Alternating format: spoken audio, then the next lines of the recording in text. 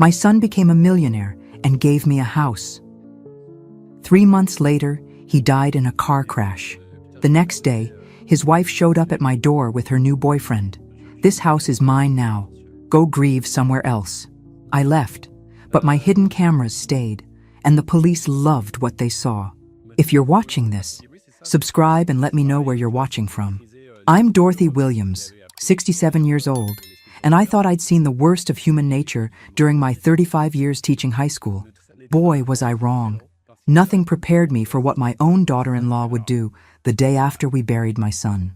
It was a gray Tuesday morning when Tiffany showed up at my front door, clicking her acrylic nails against her designer purse. She wasn't alone. Behind her stood a man I'd never seen before, tall and broad-shouldered, wearing work boots and a smirk that made my skin crawl. "Dorothy, we need to talk," Tiffany announced, pushing past me into the foyer without invitation. The nerve of that woman never ceased to amaze me. "About what, dear?" I asked, though something cold was already settling in my stomach. Marcus had been dead exactly 24 hours. The funeral flowers were still fresh in the living room. "About this house." She gestured around with theatrical drama. "Rick here is a contractor.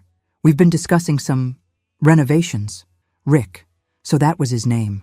I studied his face, noting the way his eyes appraised my home, The transition, like he was already moving from the city calculating to the square countryside, footage. that really "I don't defined understand," who I am today. I said It was slowly. scary, but "Marcus gave absolutely me this necessary house for my 3 months ago. The deed is in my name." Tiffany's laugh was sharp as broken glass. "Oh, honey, there's so much you don't understand. See, Marcus was planning to contest that little gift. He told me all about it, said giving you the house was a mistake, that you manipulated him when he was vulnerable after his promotion." My chest tightened. Marcus had given me this house freely, lovingly, after his company went public, and he'd made more money than he'd ever dreamed. We'd stood right here in this very foyer when he handed me the keys, tears in his eyes as he hugged me. "That's not true," I whispered. "Isn't it?" Tiffany stepped closer, her perfume cloying and overwhelming. "Face it, Dorothy. You're an old woman with nowhere else to go. Marcus felt sorry for you, but he was going to fix his mistake. Since he can't do it himself anymore, I'm handling it for him." Rick spoke for the first time, his voice gravelly and unpleasant. "Look, lady, we can do this easy or hard, but we're moving in next week. The renovation starts Monday." I stared at them both, my mind reeling. Yesterday, I'd buried my only child. Today, his wife was throwing me out of my home with a stranger who talked like a thug. "I need time to process this," I said finally. "You have until Friday," Tiffany replied, checking her phone like this conversation bored her. "Rick needs to start the demolition on the kitchen. We're going completely open concept." They left without another word, climbing into a massive pickup truck that definitely hadn't belonged to my refined son. I watched them drive away, something dark and determined growing in my chest. If Tiffany thought she could bulldoze Dorothy Williams, she was about to learn otherwise. Let me take you back 3 months to understand how this nightmare began. It was December, and Marcus had just called with news that his tech startup had been acquired for $47 million. $47 million. My son, who used to beg me for lunch money in high school. "Mom, I want to do something special for you," he'd said over dinner at my favorite restaurant. "Something to show you how grateful I am for everything you sacrificed for me." I'd raised Marcus alone after his father died when he was 12. Worked 2 jobs, sold my grandmother's jewelry to pay for his computer programming courses, lived on ramen noodles so he could have proper clothes for job interviews. Not once did I regret it. "You don't owe me anything, sweetheart," I'd told him that night. "I disagree." His eyes were bright with excitement. "I bought you a house, Mom. Your dream house." The house was a beautiful colonial on Maple Street, the same neighborhood where I'd window shopped during my evening walks for years. 3 bedrooms, 2 bathrooms, a kitchen with granite countertops, and a backyard perfect for the garden I'd always wanted. "Marcus, I can't accept this," I'd protested, even as my heart soared. "You can, and you will. The deed is already in your name. Consider it a very late Christmas present for all the Christmases I couldn't afford to give you anything decent." Tiffany had been notably quiet during this conversation. She'd married Marcus 2 years earlier, a whirlwind romance that started when she was his dental hygienist.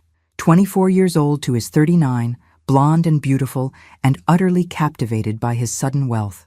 "What does Tiffany think about this?" I'd asked gently. Tiffany understands how important you are to me, Marcus had replied, though I noticed he didn't look at his wife when he said it. Now, standing in that same kitchen 3 months later, I wondered if I'd been naive to believe that. Had Tiffany resented the gift from the beginning? Had she been planning this takeover even then? I made myself a cup of tea and sat at the breakfast nook, thinking. Marcus had been acting strange the past few weeks before the accident. Distracted, jumpy, checking his phone constantly. I'd attributed it to stress from managing his new wealth, but what if it was something else? What if it was something more sinister? The accident itself had been suspicious. Marcus was an excellent driver, cautious to a fault. Yet somehow he'd missed a curve on a road he'd driven hundreds of times and slammed into a tree at 60 miles per hour. No skid marks, the police said, like he'd never even tried to brake. And now, less than 24 hours after we'd lowered him into the ground, Tiffany was moving in with another man, a man she seemed awfully comfortable with for someone she'd supposedly just met. I pulled out my phone and did something I hadn't done in years. I called my old colleague Helen, who'd married a private investigator after retirement. Helen, it's Dorothy Williams. I need a favor, and I need it to be discreet. Some mothers teach their children to turn the other cheek. I taught mine to fight back when cornered. Time to follow my own lesson. The call came at 2:17 a.m. on a Tuesday. I know the exact time because I was lying awake, wondering why Marcus hadn't returned my calls from the previous day. When the phone rang, displaying unknown number, my blood turned to ice.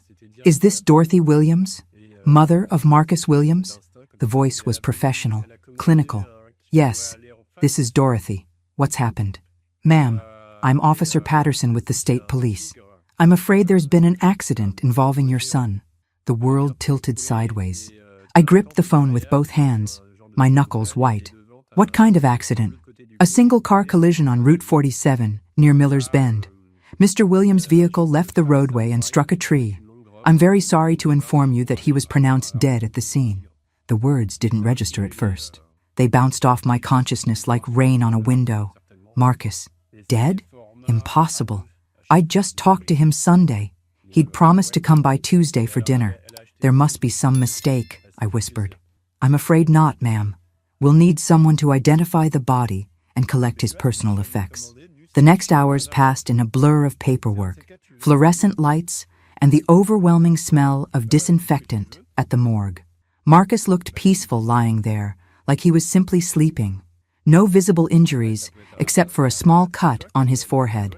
For a crash violent enough to kill him instantly, he looked remarkably intact. Was he wearing his seatbelt? I asked the coroner. A kind-faced woman named Dr. Martinez. Yes, properly fastened. The cause of death was internal trauma from the impact. He wouldn't have suffered. That should have comforted me, but it didn't. Something felt wrong about the whole thing. Tiffany arrived an hour later, dressed in black Lululemon and designer sunglasses, tears streaming down her face in perfectly controlled rivulets that didn't smudge her makeup. She threw herself into my arms with dramatic sobs. Oh, Dorothy, what are we going to do without him? Even in my grief, I noticed she smelled like cologne, a masculine scent that definitely wasn't Marcus's usual subtle aftershave. This was heavier, more aggressive, construction worker cologne. The funeral was 3 days later. Marcus had always hated pomp and circumstance, so we kept it simple. Just family, close friends, and a few colleagues from his company. I spoke about the son who'd built me a computer when I was afraid of technology, who'd called every Sunday without fail, who'd never forgotten to send flowers on Mother's Day. Tiffany spoke about her beloved husband and their beautiful future together that was cut so tragically short. She dabbed at her eyes with a tissue, but I noticed the tears had dried up conveniently fast. After the service, as we gathered at the graveside, I spotted him. A tall man in a dark suit standing apart from the crowd, watching the proceedings with interest rather than grief. When our eyes met, he turned away quickly, but not before I noticed his face. It was Rick, the contractor. At my son's funeral, a full day before Tiffany would introduce him as her new whatever he was. How long had they known each other? How long had this been going on?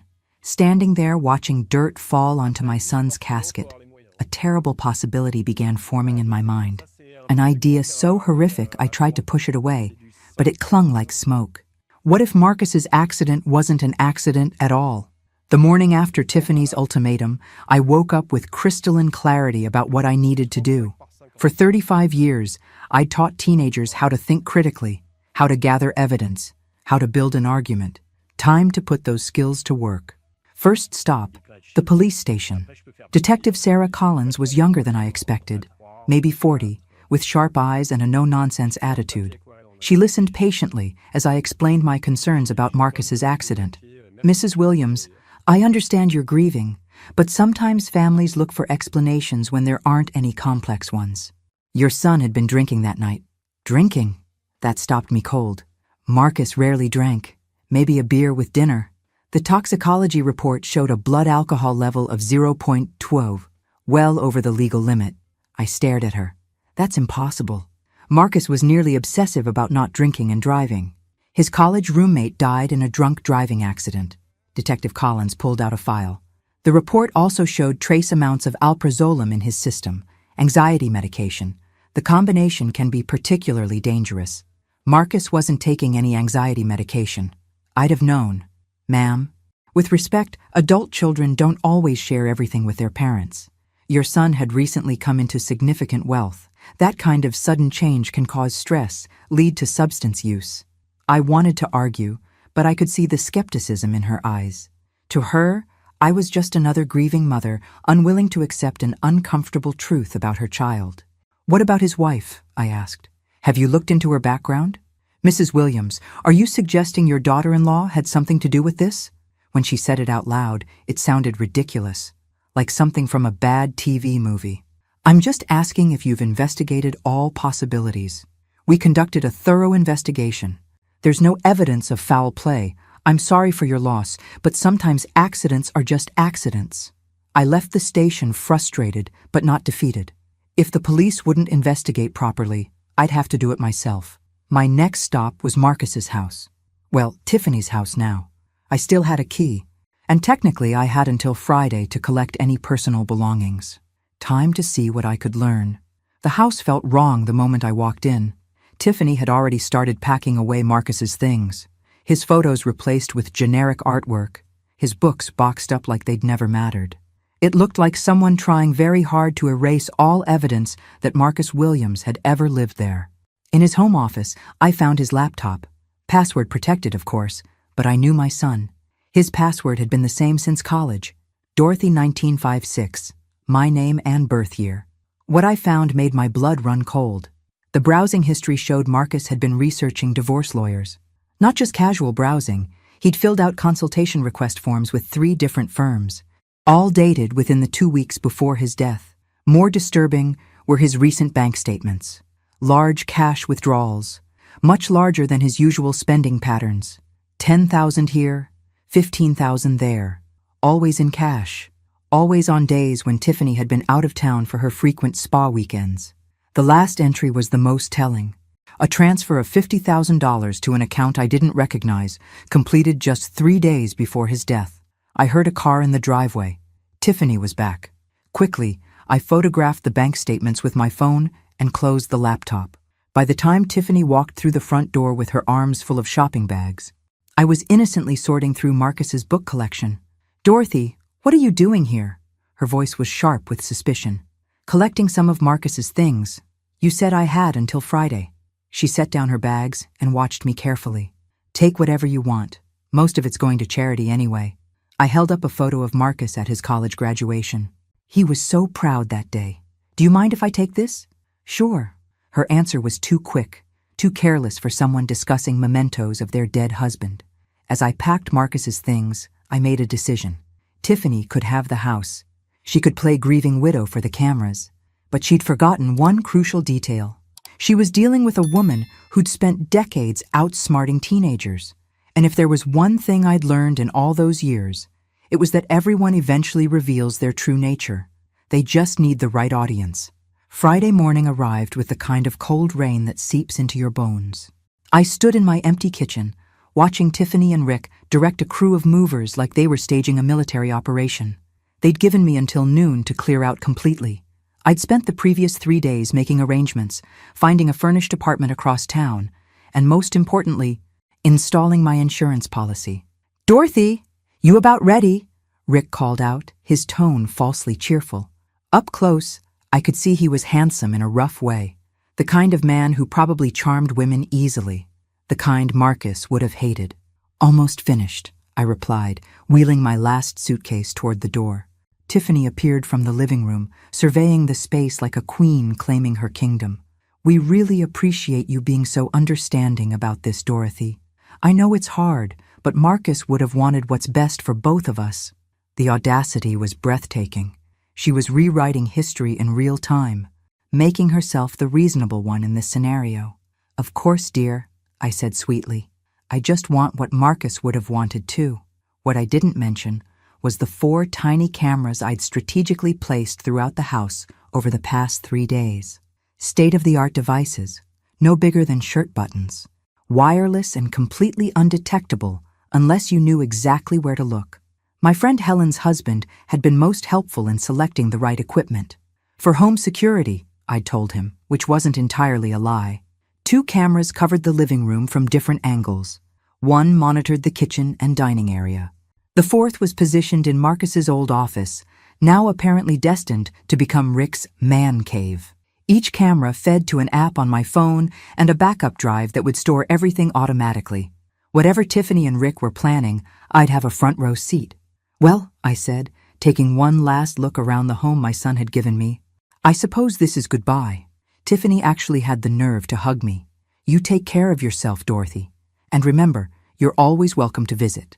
Visit. In my own house." The woman had steel nerves, I'll give her that. I drove away slowly, checking my rearview mirror until the house disappeared behind the trees. Then I pulled into the parking lot of a coffee shop 6 blocks away and opened the camera app on my phone. Perfect. Crystal clear video of Tiffany and Rick already making themselves at home, Rick's tools scattered across my kitchen counter as they discussed phase 1 of their renovation. I ordered a large coffee and settled in to watch the show.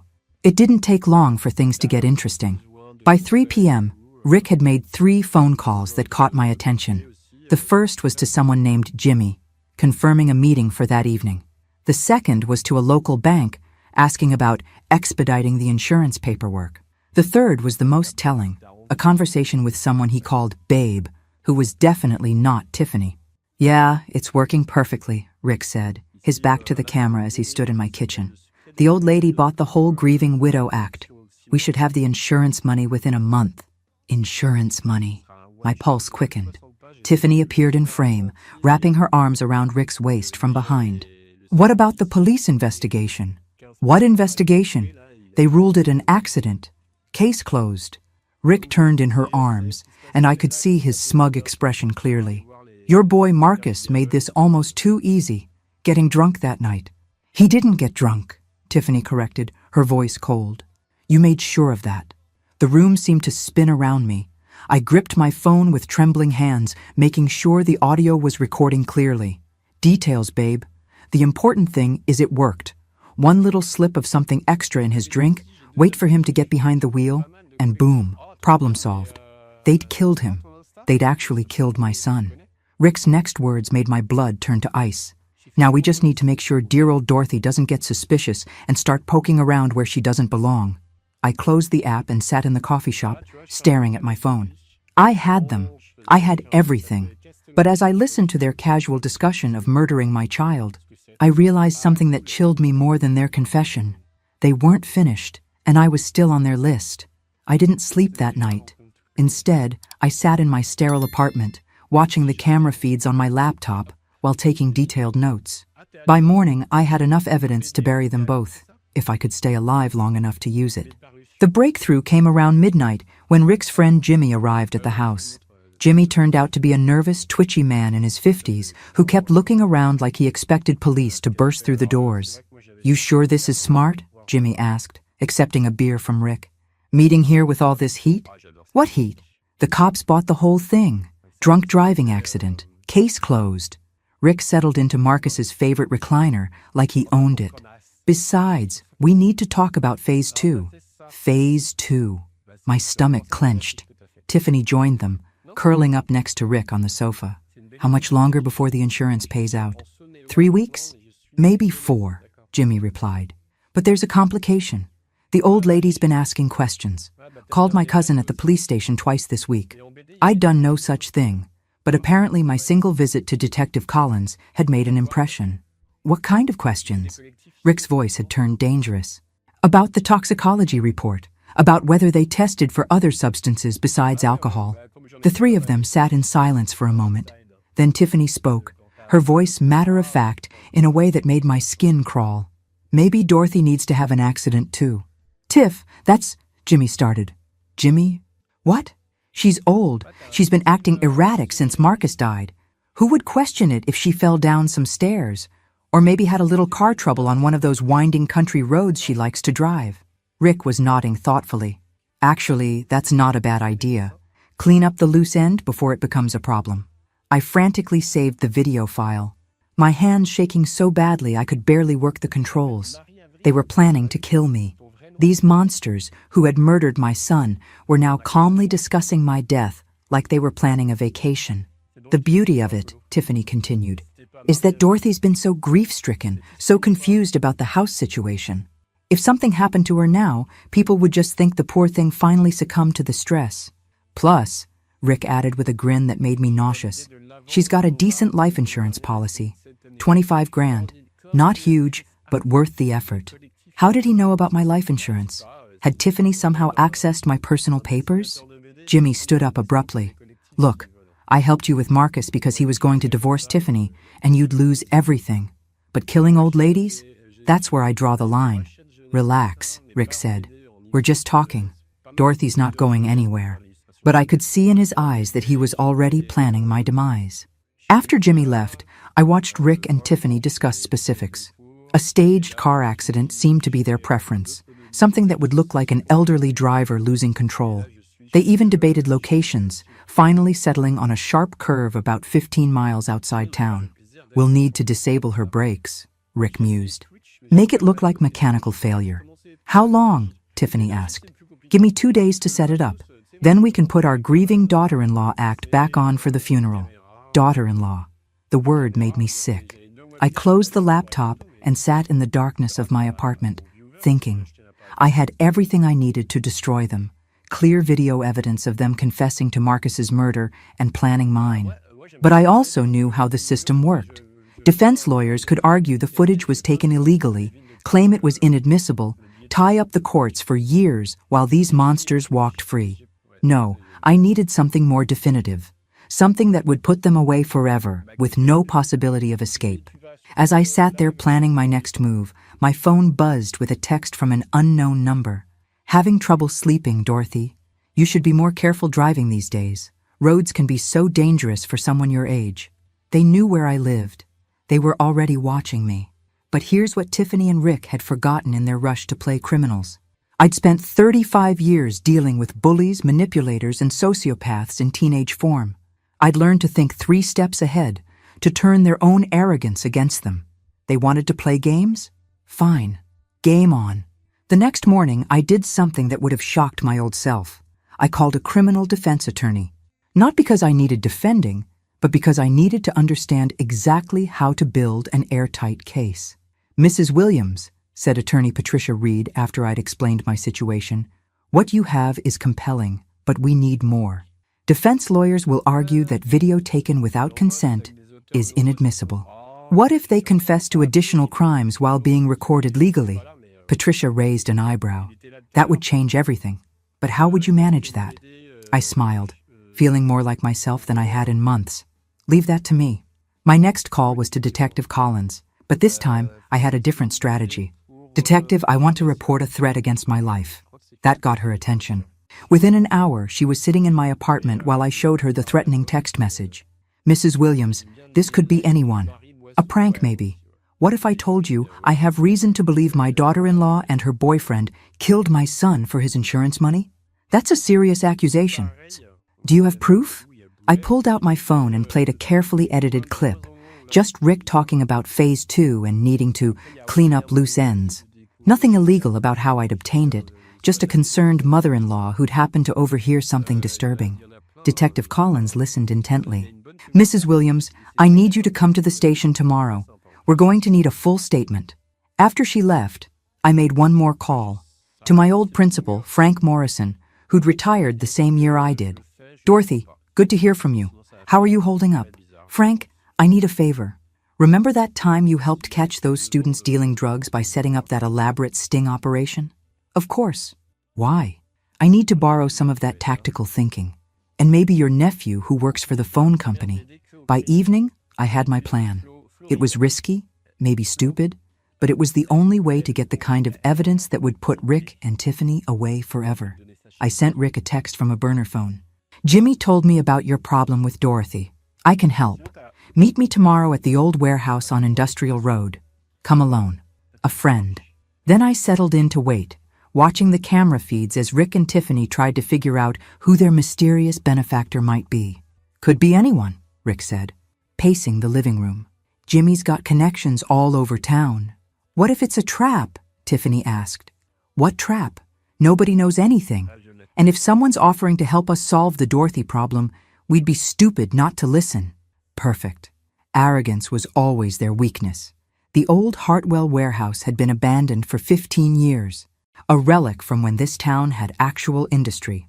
I arrived 2 hours early, setting up my equipment with the help of Frank's nephew, Tony, who'd installed a dozen hidden microphones throughout the building. You sure about this, Mrs. Williams? Tony asked, adjusting the wireless transmitter in my purse. These guys sound dangerous. They are dangerous. That's why we're doing this properly. Detective Collins and 2 other officers were positioned outside, ready to move on my signal.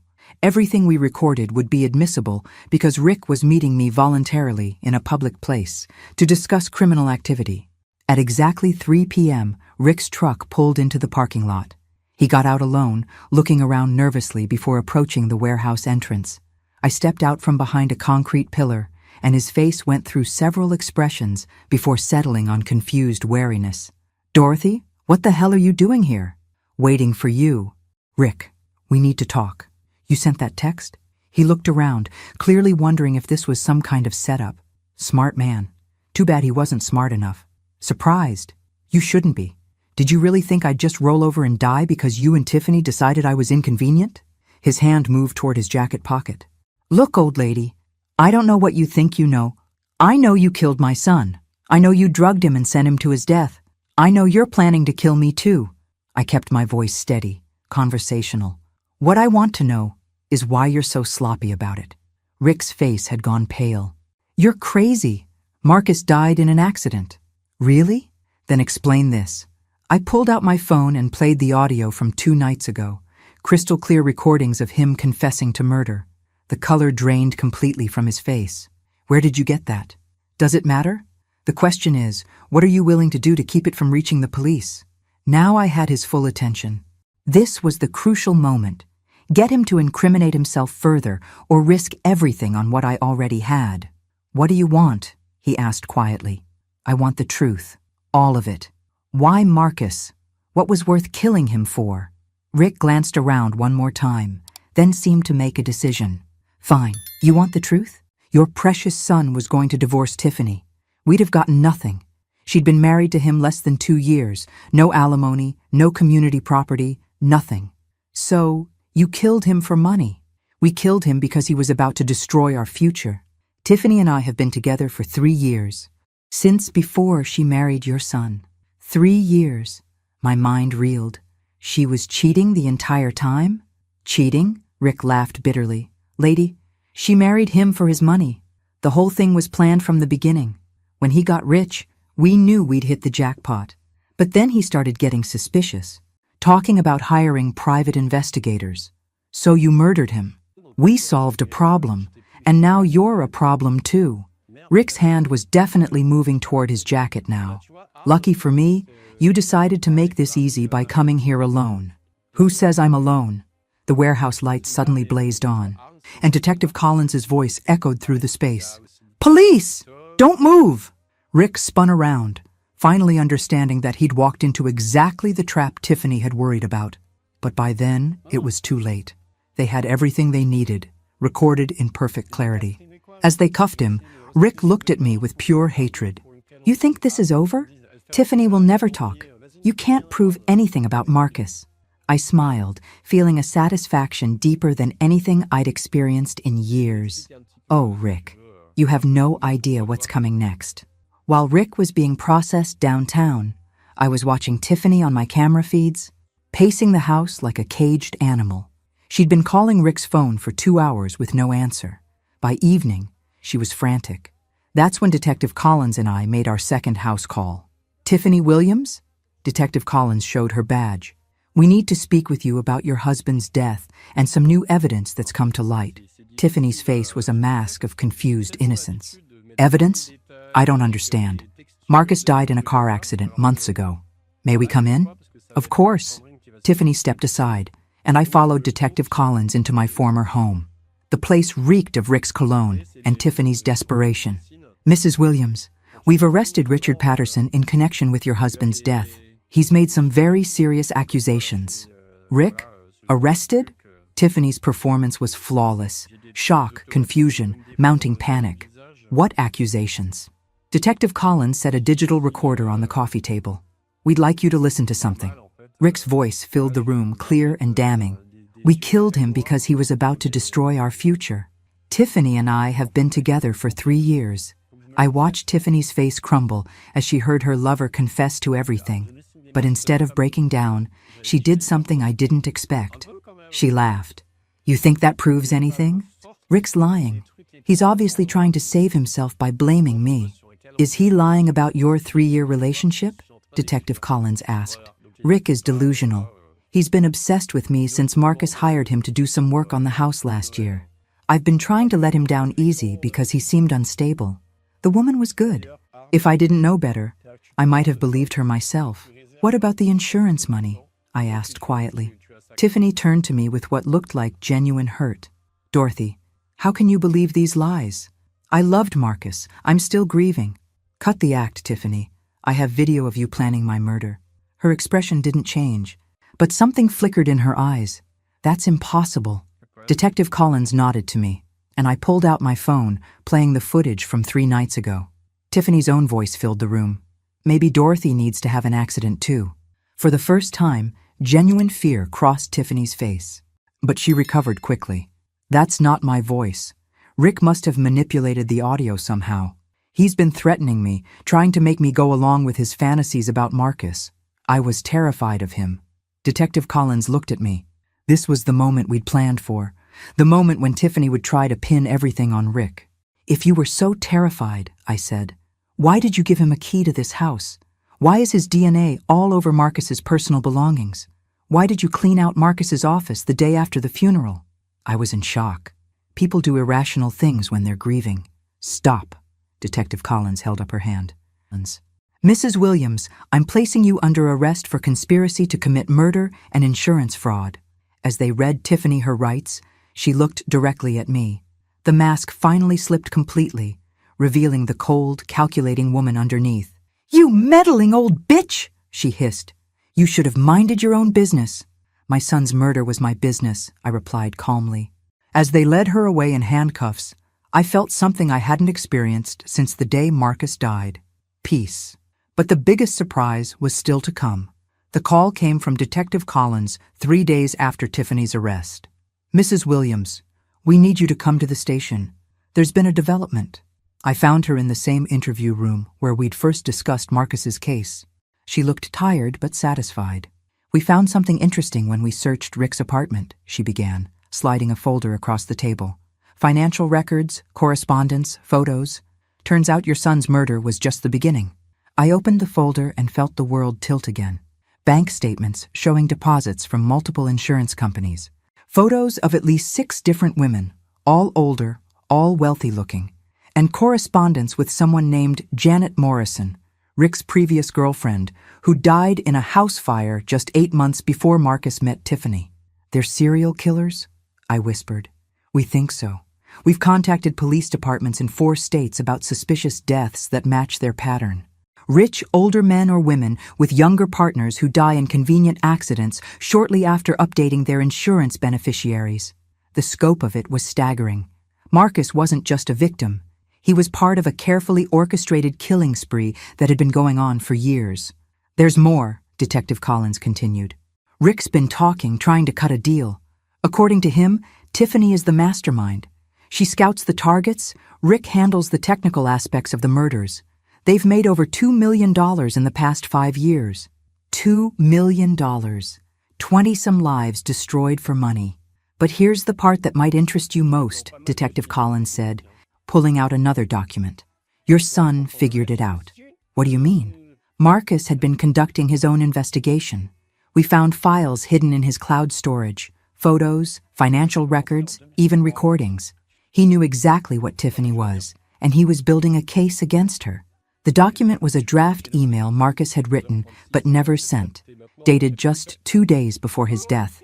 "Mom, if you're reading this, something has happened to me. I've discovered that Tiffany isn't who she claimed to be. Her real name is Jennifer Walsh, and she's wanted in connection with at least 3 suspicious deaths in Nevada. I've been gathering evidence, but I think she's becoming suspicious. I've left everything in a safety deposit box at First National. The key is taped under my desk drawer. If anything happens to me, please give this information to the police. I'm sorry I got us into this mess. I love you, Marcus."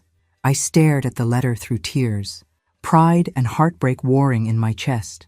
My son had been trying to protect me, even as he was walking into a trap. "Why didn't he just leave her?" I asked. According to his notes, he was afraid she'd disappear and start over somewhere else. He wanted to make sure she was stopped permanently. Marcus had died trying to be a hero, and in the end, he'd succeeded. His evidence was helping convict his own killers. "There's one more thing," Detective Collins said gently. "The insurance money Tiffany was expecting? Marcus changed the beneficiary 3 weeks before he died. He left everything to you." I looked up sharply. "What?" $2.7 million. "Mrs. Williams, your son made sure that even if something happened to him, Tiffany would get nothing."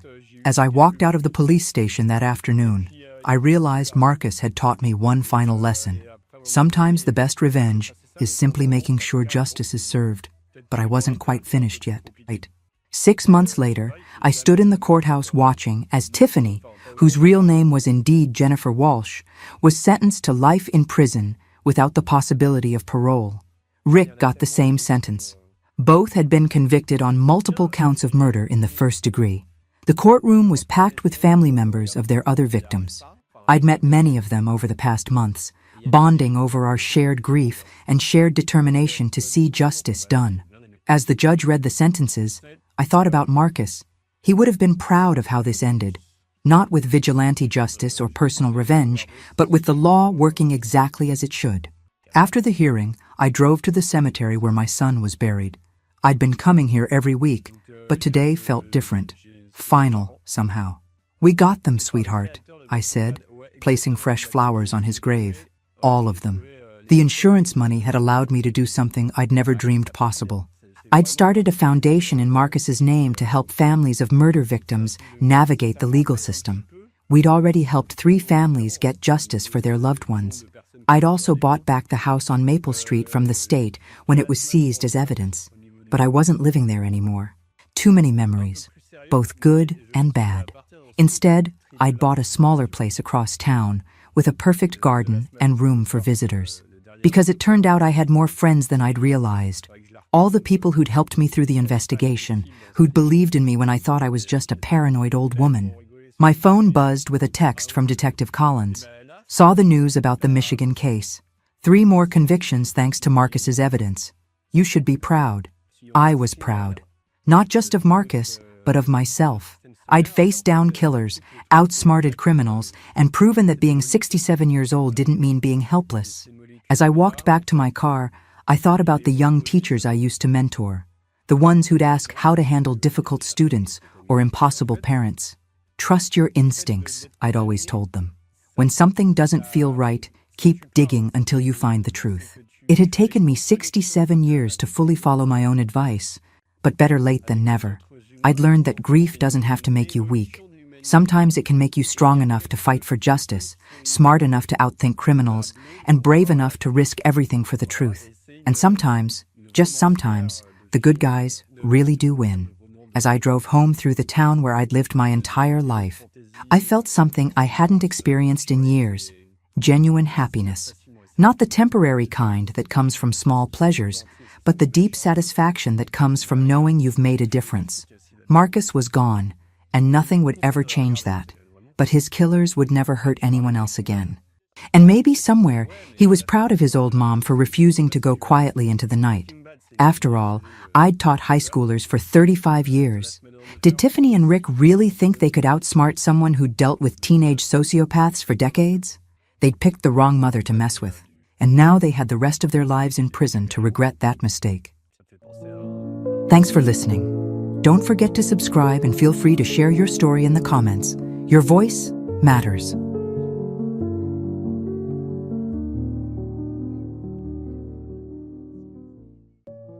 My son went crazy when I refused to give him the money from selling my farm.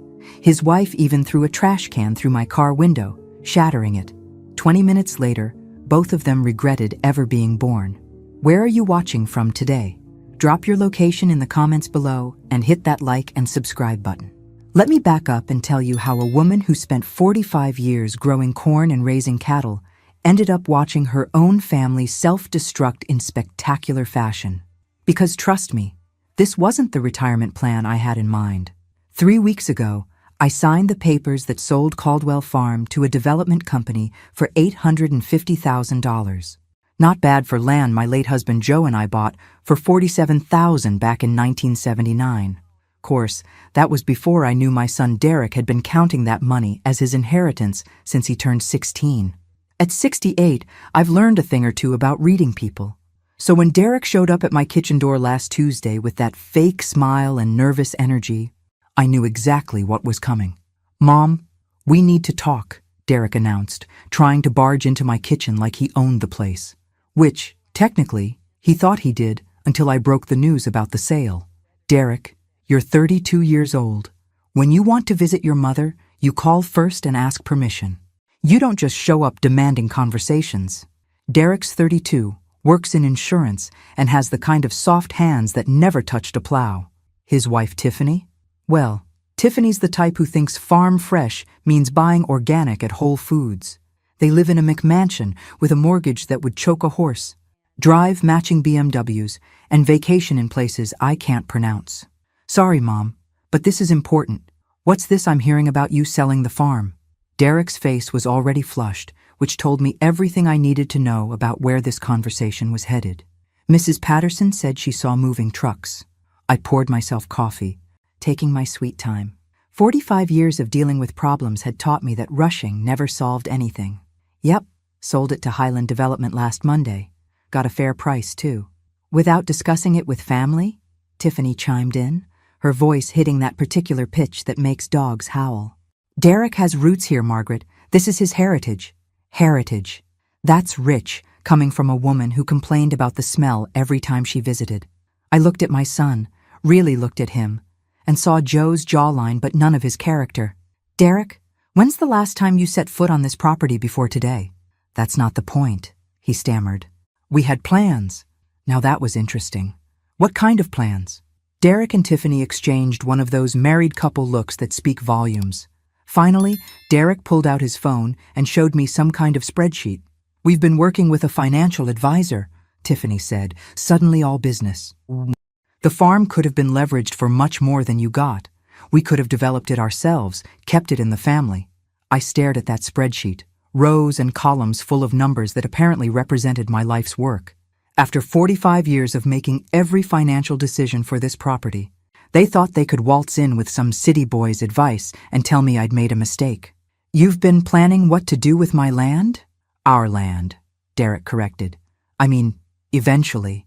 Mom, you're 68. You should be thinking about your legacy, about taking care of family." That's when I set down my coffee cup and gave them both the look that used to make Derek clean his room without another word. "Boys, let me explain something to you. I've been managing this farm's finances since before you were born. I've survived 3 recessions, 2 droughts, and your father's cancer treatments.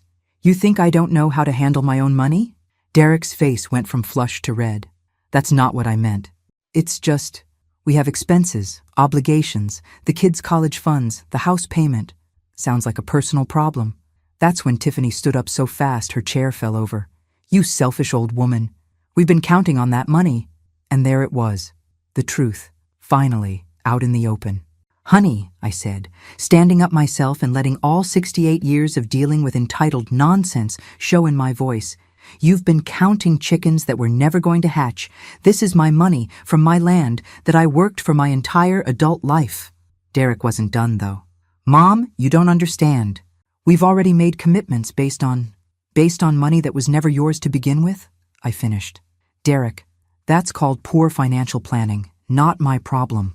The kitchen went quiet except for the tick of Joe's old wall clock. Finally, Derek played what he thought was his trump card. Fine, but we're not giving up on this. That money belongs to this family, and one way or another, we're going to make sure it stays in this family.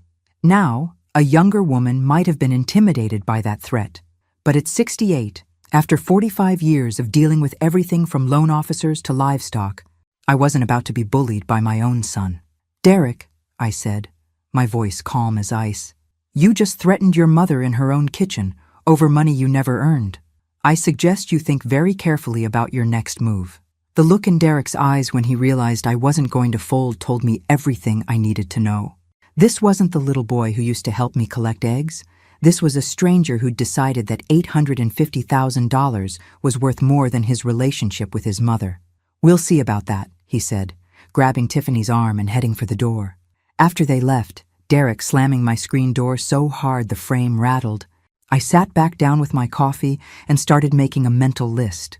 Because 45 years of solving problems had taught me that when someone threatens you, you better be ready with more than just words. And Derek had just made the biggest mistake of his life, underestimating his mother. The phone started ringing at 6 a.m. sharp. Derek, of course, because apparently threatening your mother works up an appetite for early morning harassment. Mom, I've been thinking about our conversation yesterday, he said, his voice artificially calm. Maybe I came on a little strong. A little strong? I was already dressed and drinking coffee, having learned long ago that problems don't solve themselves by hiding under the covers. Derek, you threatened me in my own kitchen. I didn't threaten anyone. I just think we should discuss this like adults. Maybe over dinner tonight? Tiffany's making her famous pot roast. Famous pot roast. The woman couldn't boil water without burning it. But sure, let's pretend she's Julia Child. I'll pass. I've got plans. What kind of plans? Now that was interesting. Since when did Derek care about my social calendar? Bridge with the girls, if you must know. Cancel it. The order came out before he could stop himself, and I felt something cold settle in my stomach. Excuse me? Derek backtracked quickly. This is important family business. Surely your bridge game can wait. Derek, I'm going to say this once. The farm is sold, the money is mine, and that's the end of the discussion. We'll see about that. He hung up before I could respond, which was probably wise, because what I was planning to say wouldn't have been suitable for polite company. By 8 o'clock, my neighbor Frank was knocking on my door with a concerned expression and a thermos of coffee. Maggie, you might want to take a look at this, he said, handing me his tablet. Posted on the community Facebook page about an hour ago.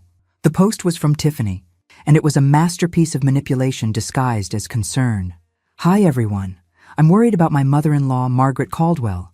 She's been making some very strange financial decisions lately, and the family is concerned about her mental state. She recently sold the family farm without consulting anyone, and she's been acting paranoid and hostile when we try to discuss it. If anyone has recommendations for senior services or knows about resources for families dealing with elderly loved ones who might need help with decision-making, please let me know. We just want what's best for her. The post already had 15 comments, most from people I'd known for decades, offering sympathy and advice about dealing with difficult elderly relatives. I read through every single comment, my anger building with each well-meaning suggestion about getting help for poor Margaret. Frank, hand me your phone. What are you going to do? Something I should have done 40 years ago. Stop letting people underestimate me. I typed out my response to Tiffany's post. Hi, everyone. This is Margaret Caldwell. I appreciate Tiffany's concern about my mental state, but I'm sharp enough to recognize financial manipulation when I see it.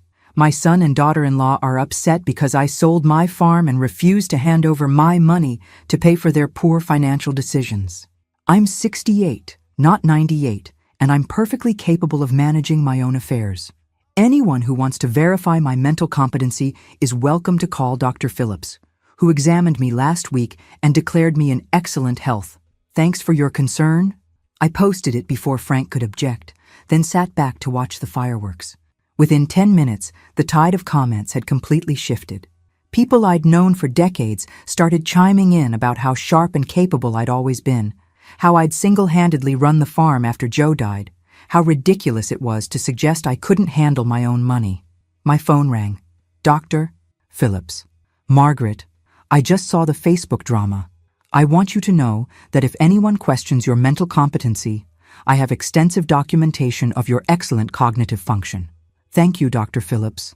I have a feeling I'm going to need that documentation sooner rather than later. Is there something else going on I should know about?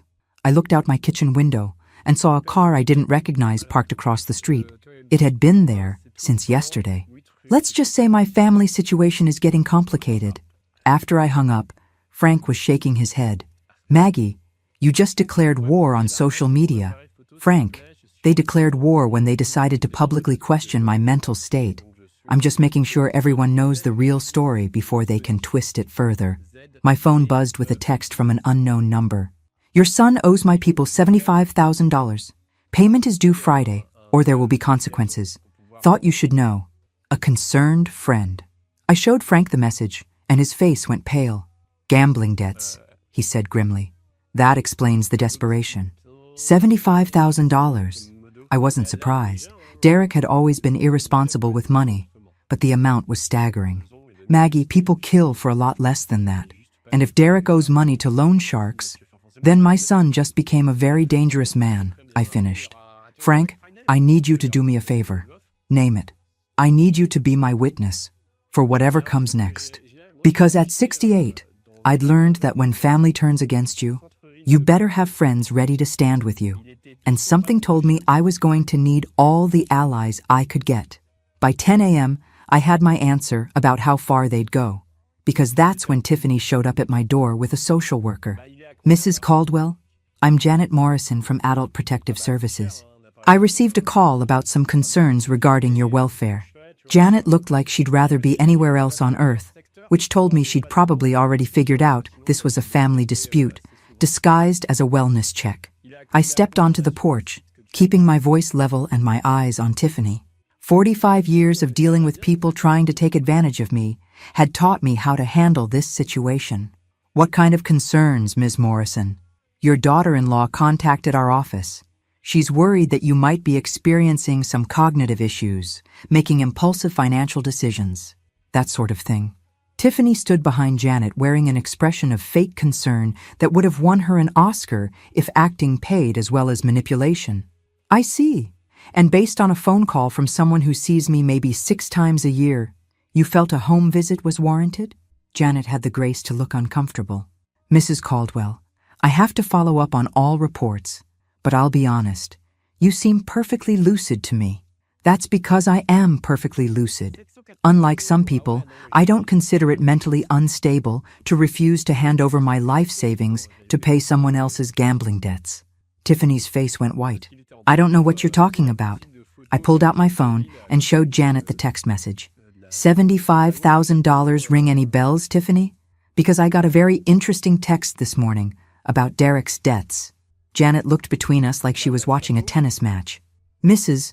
Caldwell, would you mind if I asked you a few questions? Just standard procedure. For the next 10 minutes, Janet ran through a basic mental competency assessment. What year was it? Who was the president? Could I count backward from 100 by sevens? Child's play for someone who'd been balancing farm books for 45 years. Mrs. Caldwell, you're clearly in full possession of your faculties, Janet concluded. I'll note in my report that this appears to be a family financial dispute rather than a competency issue. Tiffany's mask finally slipped completely. This is ridiculous. She's being manipulated by fortune hunters. That farm should have stayed in the family.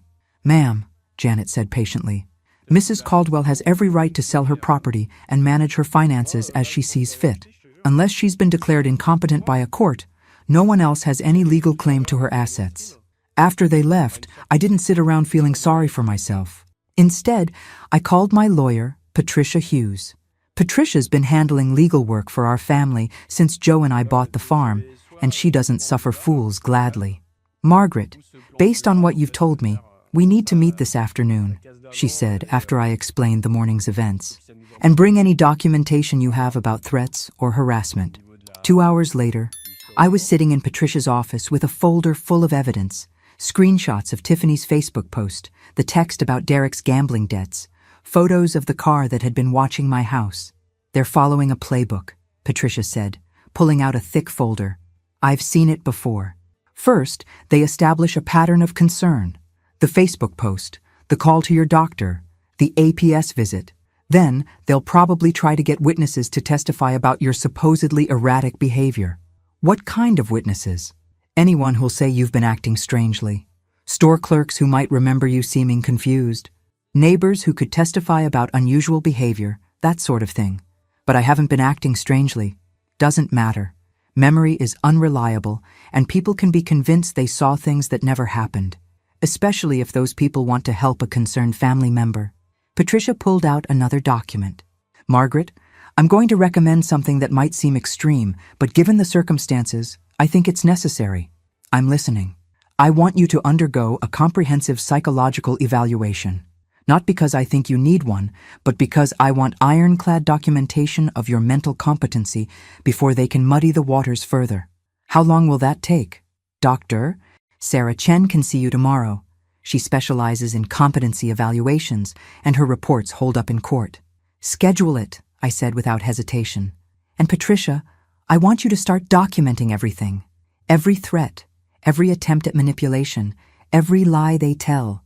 When this goes to court, and it will go to court, I want to be ready. Margaret, you need to understand something. If Derek is really in debt to dangerous people, this situation could escalate beyond legal maneuvering. Then I better make sure I'm prepared for whatever comes next. That evening, I sat on my front porch with Joe's old shotgun across my lap, something I hadn't done since the coyotes were getting into the chicken coop 5 years ago. The irony wasn't lost on me, protecting myself from my own family instead of wild animals. My phone buzzed with another text from Derek. Mom, we need to talk. This has gotten out of hand. Can I come over? I stared at the message for a long time before responding. No, any further communication goes through my lawyer. The reply came immediately. You're making a big mistake. I looked out over what used to be my farmland, now marked with survey stakes and future home of Highland Meadows signs, and smiled grimly. No, Derek, I said aloud to the empty night. The mistake was yours when you decided to threaten your mother.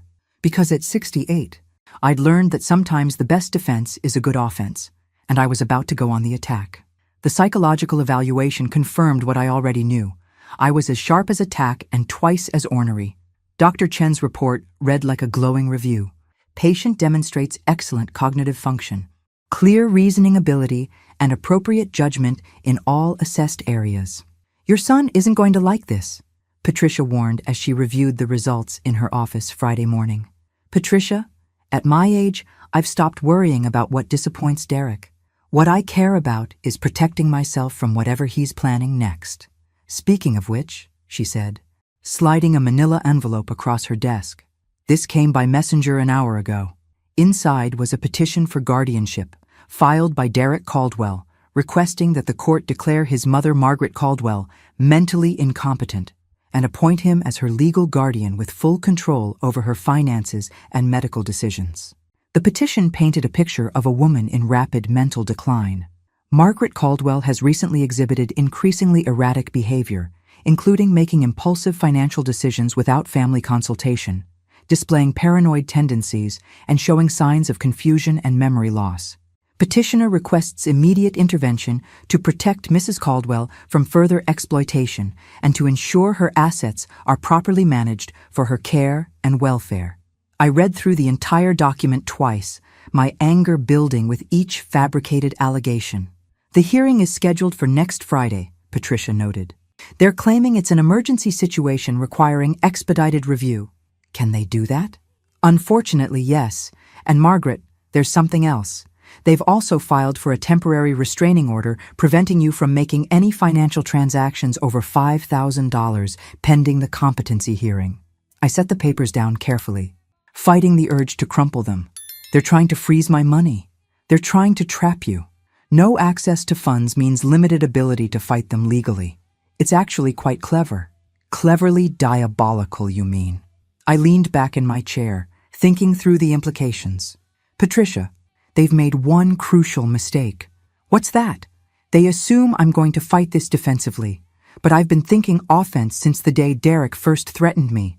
Patricia raised an eyebrow. What do you mean? I mean, I've been documenting everything. Every threat, every lie, every attempt at manipulation. And I've been gathering evidence of Derek's real motivation, those gambling debts. I pulled out my own folder, considerably thicker than when I'd started. Ruby Martinez has been doing some investigating for me. Derek doesn't just owe $75,000 to loan sharks. He's in debt to at least 3 different gambling operations, plus maxed out credit cards and a mortgage that's underwater. How much total? Close to $200,000. They're financially desperate, Patricia. This isn't just greed, it's survival.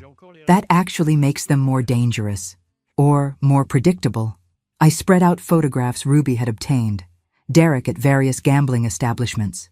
Documents showing his credit rating. Records of missed mortgage payments. When people are desperate, they make mistakes. Patricia studied the evidence. This is good, Margaret.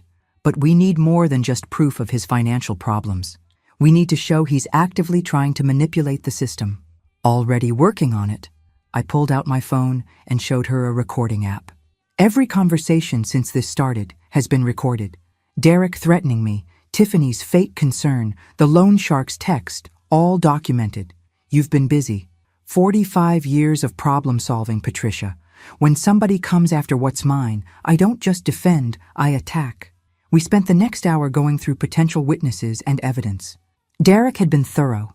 Statements from store clerks who supposedly witnessed me acting confused, neighbors who claimed I'd been asking strange questions about my property value, even a supposed expert witness who specialized in elder financial abuse. There's one more thing, Patricia said as I prepared to leave. I had an interesting conversation with a private investigator this morning. Someone hired him to do surveillance on you last week. Surveillance? Following you around, documenting your activities, taking photos. He didn't realize what he was getting into when he took the job, and when he figured out it was family spying on family, he got uncomfortable. Did he say who hired him? Woman named Tiffany Caldwell. Paid cash, said she was worried about her mother-in-law's safety. So they'd been watching me, documenting my every move, looking for ammunition. The truck purchase, my visit to the bank, probably even my meeting with Dr. Chen, building a case piece by piece. But they'd made a critical error. They'd hired someone with a conscience. Patricia, I want to hire that investigator myself. Turn the tables on them. Are you sure that's wise? At my age, wisdom is knowing when to stop playing defense and start playing offense. I drove home with a sense of purpose I hadn't felt since Joe died. For 3 years, I'd been drifting, going through the motions of living. But Derek's betrayal had awakened something in me. The fighter who'd built this farm from nothing, who'd survived every challenge life threw at her. As I pulled into my driveway, I noticed the same black sedan parked across the street. This time, instead of feeling intimidated, I felt energized. Let them watch. Let them document. Let them underestimate the 68-year-old woman who was about to teach them that threatening your mother was the biggest mistake of their lives. Because the war was just beginning, and I intended to win it. I didn't call the police about the break-in I discovered that afternoon. Instead, I did something that would have made Joe proud. I got creative. I'd come home from Patricia's office to find my back door standing open and muddy footprints leading through my kitchen. On my kitchen table, arranged in a neat row, were photographs, pictures of me going to the bank, entering Patricia's office, talking to Dr. Chen, and underneath them, a handwritten note. Stop fighting this, Mom. You're going to lose anyway, and you're just making it harder on everyone. Be smart for once in your life. Derek. At 68, I'd seen enough of life to know that some people mistake kindness for weakness. Derek had apparently forgotten that the woman who raised him was the same woman who'd run a farm through 3 recessions and 2 droughts. Instead of calling the police, I called the security company and had a top-of-the-line system installed within hours. Not the basic package Derek probably expected, but a sophisticated setup with motion sensors, night vision, and remote monitoring that uploaded everything to the cloud. Mrs. Caldwell, this is pretty high-end equipment, the installer noted. You expecting trouble? Let's just say I want to make sure any future visitors are properly documented. While the cameras were being installed, I drove to see my old friend Ruby Martinez, who runs the most efficient information network in 3 counties. Ruby knows everything about everyone, and more importantly, she remembers it all. Maggie, honey, I've been wondering when you'd show up, Ruby said, pouring coffee without being asked. Heard you're having some family troubles. Nothing I can't handle. But Ruby, I need a favor, and I'm willing to pay for it. Name it. I need to know everything you can find out about Derek and Tiffany's financial situation. Debts, spending habits, who they owe money to, everything. And I need it fast. Ruby's eyes lit up like Christmas morning. Honey, you came to the right person. Give me 48 hours. Sunday evening, Ruby called with a report that exceeded my expectations.